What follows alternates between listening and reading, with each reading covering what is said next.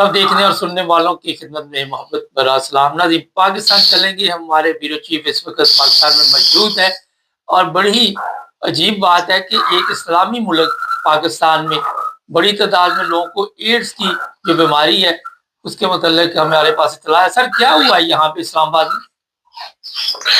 ये जो इस्लामाबाद के जो सरकारी अस्पताल है, ये जो प्राइवेट क्लिनिक्स है, वहाँ पर एक बड़ी खुशनुमा इंफॉर्मेशन मिली है कि वहाँ पर तकरीबन 700 के करीब अफराद के अंदर एड्स की जो वायरस है वो पाया गया है और वो बड़े परेशान हुए हैं कि उनमें से कुछ अफराद जो है जिनको हेपेटाइटिस ए और बी भी था वो भी ट्रेस हुआ है। और लोग कहते हैं हम तो वहाँ पर अस्पताल में इलाज कराने के लिए आते हैं या अपनी बीमारियों का टेस्ट कराने के लिए आते हैं, लेकिन हमें नहीं पता कि कैसे इन लोगों के साथ जो है, हमारा तो कोई ऐसा तलब भी किसी के साथ नहीं बन सका। तो इन लोगों की गलत पॉलिसी और सिरिंजेस के इस्तेमाल की वजह से जो है वो अब तक तकरीबन इस्लामाबाद में 700 लोगों के अंदर जो है वो एड्स के वायरस की तशखीस हुई है। लेकिन ये भी इतला है कि वहाँ पे जिनसी तल्लुकात की भी शिकायत है कि लोग जो एहतियात नहीं करते और क्लब बने हुए हैं, मसाज हाउस बने हुए हैं। जी बिल्कुल, आप ठीक कह रहे हैं। इस्लामाबाद के अंदर जो है ब्लू एरिया के अंदर और एफ सेक्टर F9 वगैरह के अंदर बड़े मशहूर है कि वहाँ पर मसाज सेंटर भी बने हुए हैं। लोग वहाँ पर जाकर जो बेरामी भी करते हैं, लेकिन जो वहाँ पर जो जाने वाली तादाद है वो एक मखसूस तबका होता है जो कि वहाँ पर पैसे खर्च करके तो वहाँ पर जाता है और इस तरह के काम करता है। लेकिन जो बाकी गाँव के रहने वाले लोग और सादा लोग हैं, आप उसमें इनके अंदर जो तादाद है उसके अंदर को 20-21 साल के लड़के भी है, 17 साल के लड़के भी है जो इसमें शामिल है। तो ये बात आपकी ठीक है कि बेरामी की वजह से भी एड्स हो जाती है, लेकिन यहाँ पर जो आदादुशुमार वर्ल्ड हेल्थ ऑर्गेनाइजेशन की तरफ से दिए गए हैं उसके अंदर ये बात भी मेंशन की गई है कि जो टीके की सुई है वो गंदी इस्तेमाल करने की वजह से और टेस्ट जो है वो गलत तरीके से करने की वजह से भी जो है इंतजाम के अंदर एड्स जो है वो पाई गई। अच्छा सर, ये बताइए ये असली क्या जो लाइसेंस है उसके बारे में कोई नई चीज मुतारफ कराई गई है? जी बिल्कुल, असल लाइसेंस की जो तजदीद है उसके अंदर गवर्नमेंट ऑफ पंजाब ने तब्दीली की है और एक बड़ी तब्दीली लाई गई है। उसमें यह है कि मुल्क में असल लाइसेंस की तजदीद के निज़ाम जो था उसको में रद्द कर दी कि और आप जो तजदीद हर साल नहीं बल्कि 5 साल बाद हुआ करेगी।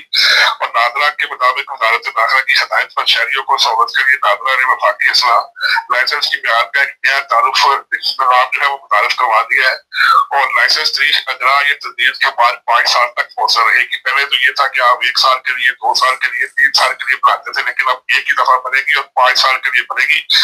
अब ये फेडरल गवर्नमेंट है उसने भी इसको पास कर दिया था और सूबाई जो कमीना है उसने भी इसको पास कर दिया था कि अब जो है 31 सितंबर को खत्म हो जाएगी। उसके बाद जो नया डिजिटलाइजेशन का जो एक निज़ाम है उसके तहत जो है अब नादरा जो है वो हर बंदा जो असल लाइसेंस की तजदीद करवाएगा वो कम से कम 5 साल के लिए होगी। सर, ये जो मजहबी वहाँ पे हालात चल रहे हैं, अब भी मैं देख रहा था कि उलमा जो हैं वो अहमदियों के खिलाफ तकरीरें कर रहे हैं। थोड़ी सी तफसील बताइए क्या मामला है? जी बिल्कुल, ये लाहौर का इलाका है हरियाणा, वहाँ पर जामिया दीनिया के अंदर 2 रोज कबल जो है वहाँ पर खत्म नबूवत कॉन्फ्रेंस हुई है। तो जिसमें जो है मैं थोड़ी सी तफसील आपको बता देता हूँ। तो जिसमें उन्होंने ये कहा है कि ये जो मौलाना अब्दुल शकूर, अल्लाह वसाया, अजीजुर रहमान सानी, कारी अब्दुल अलीम, शाकिर अब्दुल नईम, ये जो खत्म नबूवत कॉन्फ्रेंस के जो सरबराह खान है, इन लोगों ने वहाँ पे हरियाणा में कॉन्फ्रेंस की और ये कहा है कि कादियानी यहूद से भी ज्यादा खतरनाक है, इनका सद्देबाब किया जाए। तो थोड़ी सी मैं तफसील आपको बता देता हूँ जिसमें उन्होंने कहा है कि उम्मत मुसलमान के लिए तमाम तबकात को इकट्ठे होकर फितरा कादियानियत के खिलाफ इकट्ठे होना चाहिए, क्योंकि ये एक बहुत बड़ा फितरा है और मुल्क के लिए एक बहुत बड़ा नासूर है। खत्म नबूवत के तहफ़्फ़ुज़ के लिए जज्बा सदीकी से सचार होकर हमें मैदान में अमल में आना होगा। कादियानी मुसलमानों के और पाकिस्तान के खुला दुश्मन है। आर्मी मजलिस तहफ़्फ़ुज़ खत्म नबूवत के जो मरकज़ी रहनुमा है अल्लाह वसाया, उन्होंने जो है ये खिताब करते हुए कहा है कि इस मुल्क के अंदर जो कादियानी है उनको बैरून मुल्क से फंडिंग मिलती है और वो इस मुल्क में अपना नेटवर्क फाल कर रहे हैं और एक वक्त आएगा कि हम इस फितरे को बिल्कुल खत्म कर देंगे और आने वाले वक्त में बहुत जल्द दुनिया के किसी कोने में भी एक कादियानी नहीं मिलेगा। और रहमान सानी ने अपने खिताब में बताया कि हमें हर कीमत पे खाना पीना और अपनी इज्जत और जान माल से ज्यादा खत्म नबूवत के दफा के लिए निकलना चाहिए और हमें ये कोशिश करनी चाहिए कि हम जो है इनका मुकाबला जो है बराहीन से और अपने कायद से करें, बल्कि इनके साथ बात करना और इनका मुकाबला करना अफसर तरीन इबादत है। और हमें चाहिए कि हम सारे काम छोड़ के हर काम खत्म करके मोर्चर अहमद की आबियारी के लिए सड़कों में निकले और फितरा कादियानी को जड़ से खत्म कर दें।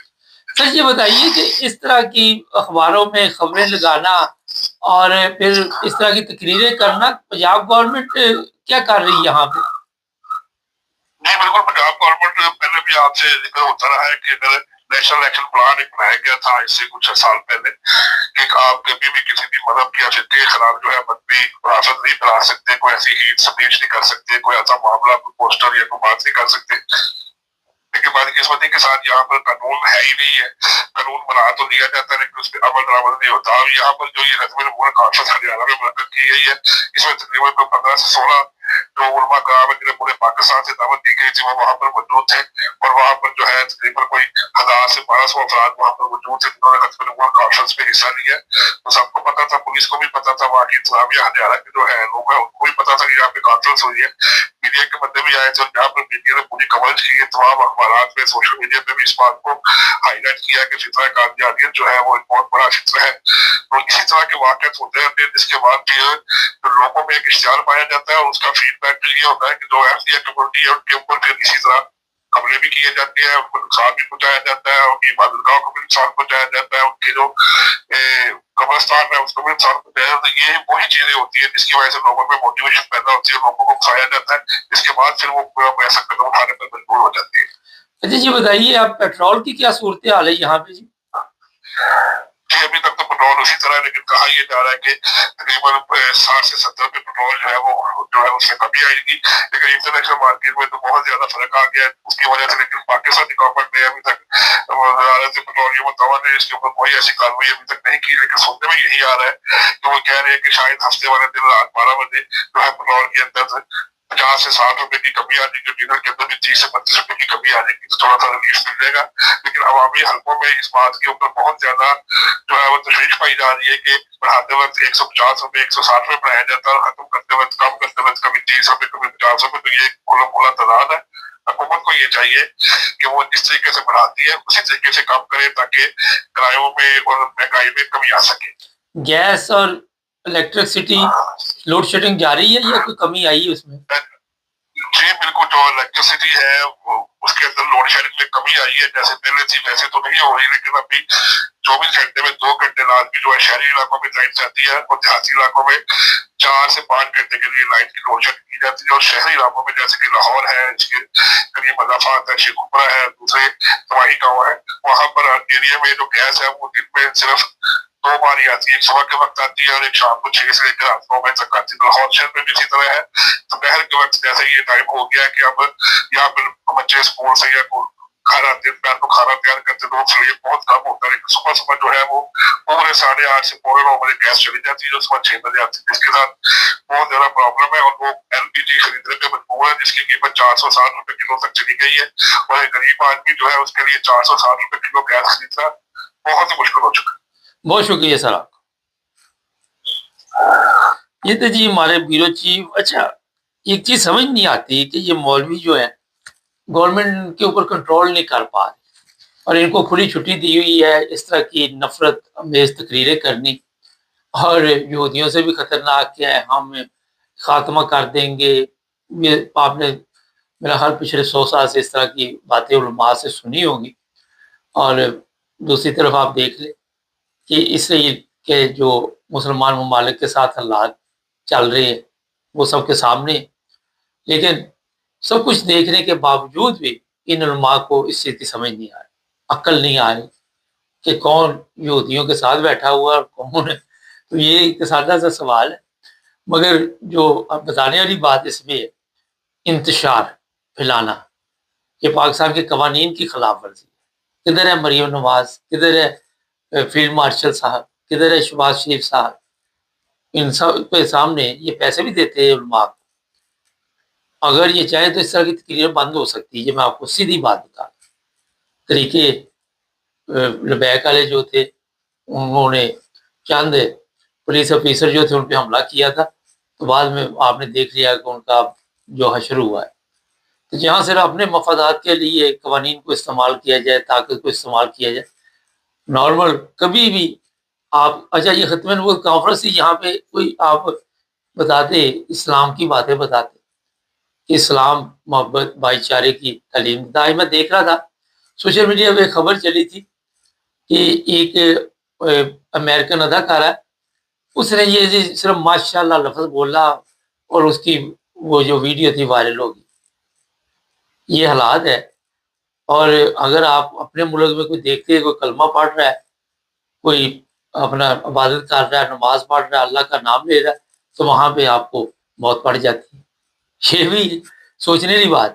وہ امیرکن نے جی ماشاءاللہ کہہ دیا, بلے بلے بلے بلے, کیا بات. کوئی انگریز آگے صرف السلام علیکم کہتے, واہ جی واہ.